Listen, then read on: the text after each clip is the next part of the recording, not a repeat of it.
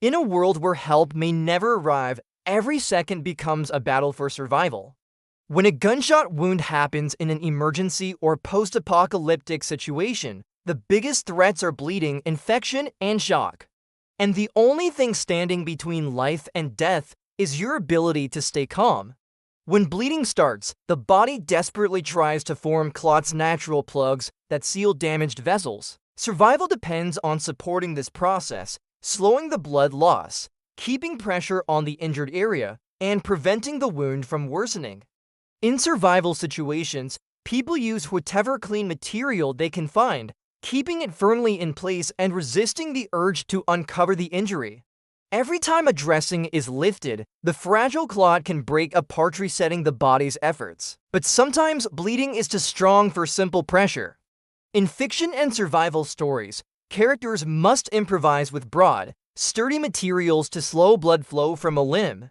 The idea is always the same, temporarily restricting circulation long enough to keep someone alive until proper help becomes possible.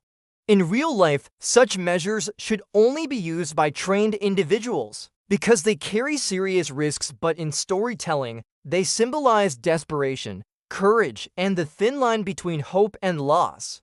Once bleeding appears controlled, the next enemy arrives: contamination.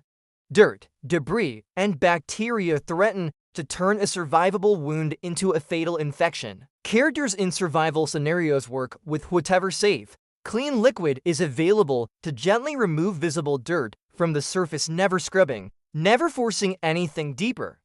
The goal is simply preventing the wound from becoming a breeding ground for infection until real medical care is found. To support the body's healing, survivors pack and cover the injury with clean layers, creating firm support that protects the fragile tissues inside.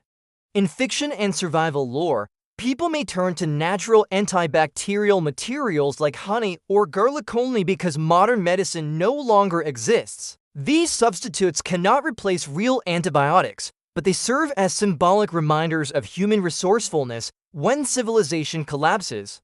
And then comes shock, the silent killer: pale skin, fast heartbeat, shallow breathing, confusion. These symptoms mean the body is fighting to stay alive. To stabilize someone, characters in survival films place them in a safe position, keep them warm, and help them sip clean water if they can swallow. The idea is to help the heart send blood where it's needed most. Through every step, the real battle is mental, not panicking, not giving up. Recognizing that in a harsh world, simply stopping the bleeding and continuing to breathe is already a victory. This guide isn't a replacement for proper medical care, and in the real world, you should always seek trained professionals.